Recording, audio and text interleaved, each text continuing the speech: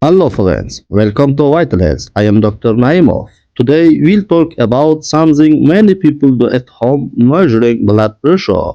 Most people have a good blood pressure monitor, but small mistakes can give a wrong result. And remember, a wrong result can lead to wrong diagnosis. That's why in this video I will show you the most common mistakes people make. Mistake number one, checking blood pressure right after coffee, tea, chocolate, a heavy meal or smoking. All of these coffee, tea, chocolate, cigarettes, even a heavy meal can temporarily raise your blood pressure. If you check it right away, your blood pressure result will look higher than it really is.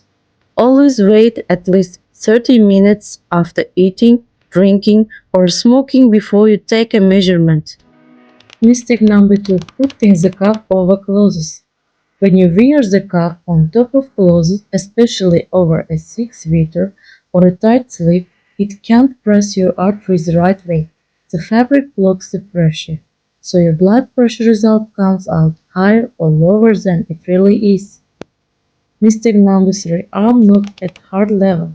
When your arm hangs lower than your heart, the monitor reads a high number. Cause blood flows downward with gravity and increases pressure in your arm. When your arm is higher than your heart, the opposite happens. The result looks lower than it really is. Number four, talking, laughing, texting, or moving during the measurement. When you talk, your body tightens slightly, your chest and arm muscles contract, and that raises your blood pressure. Even small movements like texting, nodding, or chewing gum make the monitor sensors pick up extra signals, so your blood pressure result becomes inaccurate. Mistake number 5, measuring your blood pressure without resting first.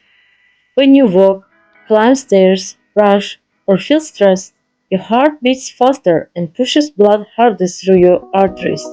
That makes your blood pressure result temporarily higher than your real resting level. Mistake number six, wrong cuff placement or wrong cuff size. These are the cuff size for the blood pressure monitor. You can choose the one that fits your arm. Too small cuff. The cuff bladder is narrow, needs more pressure to occlude the artery. Blood pressure result looks higher. Too large cuff. Wider bladder spreads pressure over a larger area. Blood pressure result looks lower. Mistake number 7. Sitting with legs crossed. Crossing your legs or ankles compresses blood vessels in your thighs and lower legs.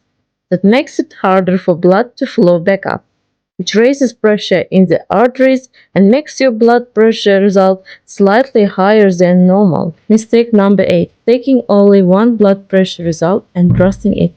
The first reading is often inaccurate because the cuff is still settling, your arm muscles are adjusting, or you are a little tense. Your blood pressure can slightly drop after the first inflation as your body relaxes. Mistake number nine, measuring at random times and random condition. That means a blood pressure result at 7 a.m. after resting can't be compared to a result at 9 p.m. after dinner or stress. Alright, here's the right way to check blood pressure, short and easy. Now, let's look at the correct ways, avoiding the mistakes above. Sit calmly for about 5 minutes before you start measuring your blood pressure. Keep both feet flat on the floor, just like this position you see in the video. Now, rest your arm comfortably on the table, just like shown in the video. The cuff should be at the same height as your heart, not lower, not higher. While measuring, stay completely still and quiet. Don't talk, don't move, and try to breathe normally. The cuff should sit about 2 to 3 centimeters above the bend of your elbow. Make sure it feels snug, not too tight, not too loose, just enough so that one finger can slide underneath. Don't rely on just one blood pressure result. Take 2 or 3 results, 1 minute apart, using the same arm and position.